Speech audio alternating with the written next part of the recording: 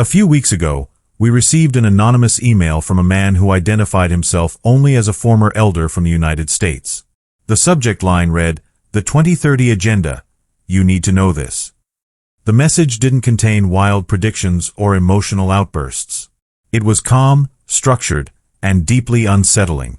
What he described wasn't just a shift in religious policy. It was a long-term strategy already in motion. According to this former elder, internal discussions within the leadership of Jehovah's Witnesses have increasingly focused on global alignment, digital monitoring, and preparing members psychologically for tighter organizational control by the year 2030. He referenced subtle language changes in talks and publications, phrases like total unity, spiritual insulation, and organizational loyalty, which, according to him, signal the beginning of something far more controlled than anything seen before. What makes his claims harder to ignore is how well they mirror trends in the broader world. Governments and tech companies are expanding surveillance systems. Financial institutions are talking about centralized digital IDs and social credit systems. And global organizations, religious and secular, are calling for unity in times of crisis. The Watchtower isn't operating in a vacuum. The email suggests they're watching these developments closely and adapting. He didn't ask us to take his word for it. He asked us to look at the direction of the organization over the last 5 years, the increased centralization, the push for online-only meetings, the tightening grip on independent thought. If this trajectory continues, he wrote, by 2030, Jehovah's Witnesses will be part of a system where questioning anything, even silently, will be seen as spiritual treason. This video is a breakdown of the agenda he described, and how parts of it may already be unfolding. The former elder explained that the turning point began quietly in 2020, under the cover of the global pandemic. Publicly, the Watchtower responded like many organizations, moving meetings online, suspending door-to-door preaching, and encouraging members to stay isolated. But internally, he claims, these adjustments were viewed as more than temporary solutions. They were seen as an opportunity to streamline operations and test new methods of control. What followed was a rapid digital centralization of the faith. Congregations became more dependent on direction from jw.org and video broadcasts. Elders were instructed to discourage critical discussions about policy changes, framing any hesitation as a lack of faith. According to the source, this was when phrases like Jehovah's visible channel must be trusted without question started appearing more frequently in internal training. Independent thinking was quietly rebranded as spiritual danger. By 2022, many witnesses had accepted this new normal, not realizing it was just the beginning. The former elder suggests that leadership began treating the pandemic-era structure as a prototype for a more permanent system. Fewer in-person interactions, more surveillance, and a top-down flow of information. What looked like adaptation may have actually been acceleration, the first visible phase of a much larger agenda leading to 2030. One of the most disturbing elements in the email was the emphasis on what the former elder called behavioral alignment. According to him, beginning around 2021, there was a noticeable shift in how talks and publications addressed loyalty. More and more, the focus moved away from Bible-based reasoning and toward absolute trust in the organization.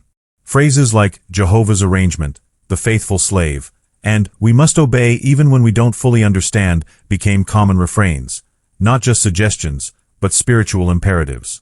He described internal elder training that encouraged the use of repetition, emotional language, and fear of apostasy to reinforce obedience.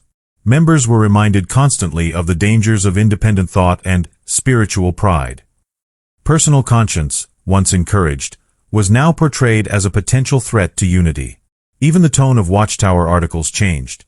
Softer reasoning was replaced by firm, black-and-white language, leaving no room for personal interpretation. This conditioning wasn't accidental, the elder believes. It was strategic.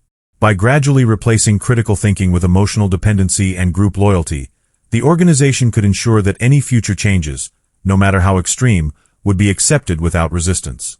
They're not preparing the members for truth, he wrote. They're preparing them for total submission. According to the former elder, the ultimate goal of the 2030 Agenda is not simply to maintain the current structure, but to redefine it entirely. He claims that internal documents and planning sessions have outlined a gradual transition toward a fully digitized, globally synchronized network of congregations. This includes the phasing out of local autonomy, increased use of biometric-style ID systems within organizational tools, and centralized spiritual scorecards to track member participation and loyalty.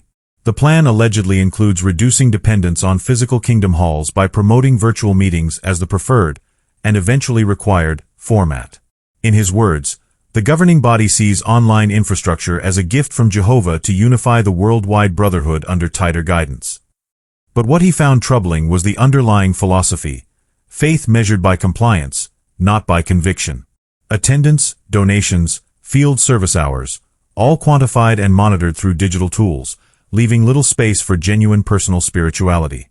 By 2030, the elder warned, the average Jehovah's Witness may no longer feel like part of a local faith community, but a node in a tightly controlled religious grid. The organization would appear modern, efficient, and united, but at the cost of individuality, free thought, and authentic human connection. This isn't about preserving truth, he concluded. It's about perfecting control. The most alarming part of the former elder's warning wasn't the structure of the agenda itself, it was how invisible it would be to those inside. He emphasized that Jehovah's Witnesses have been trained for decades to see obedience as faith, and questioning as rebellion. This conditioning, he said, makes it nearly impossible for most members to recognize when their spiritual environment is being reshaped around them. Changes are introduced slowly, wrapped in biblical language, and always framed as loving direction from Jehovah. He pointed out that the organization doesn't need to hide its intentions, it only needs to redefine them. Surveillance becomes spiritual protection. Less autonomy becomes stronger unity.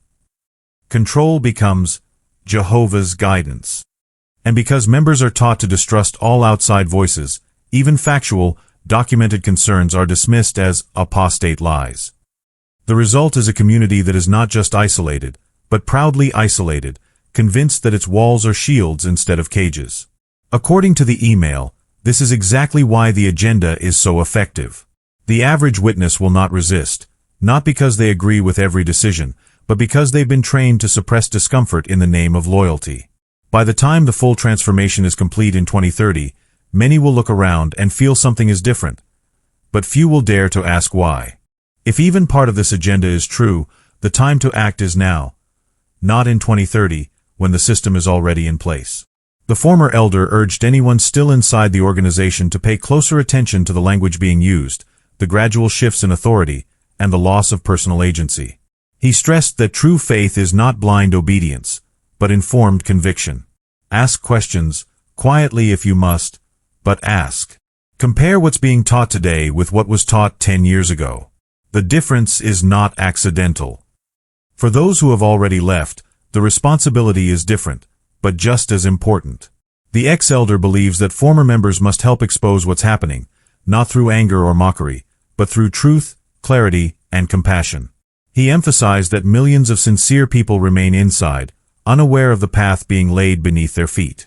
Sharing information, speaking out, and standing firm could mean the difference between awakening or silent submission. This is not about attacking individuals.